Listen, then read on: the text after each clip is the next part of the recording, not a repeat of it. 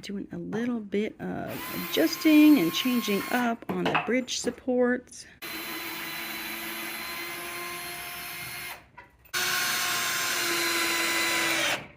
And did a little bit of adjustment on moving these so that they wouldn't get warped until we can set them up. And then also moved some stuff around over here and got out, unfortunately, more panels than I wanted to. Oh, had to get 5 out just to get to those 2s because we're going to need those for setting up over there. Yes, sir. But it's getting lower and lower. Unfortunately, we have 3s and 1s. That would be 3-footers and 1-footers that we'll go through before. The other 2s are like down there, so we're gonna have to go through a bunch more of the full panels, but we'll do it. And finally, there we go. Zoom out a little bit. This is the walls that we got done here. Couldn't really see it because it was so dark, and that's the whole point of them.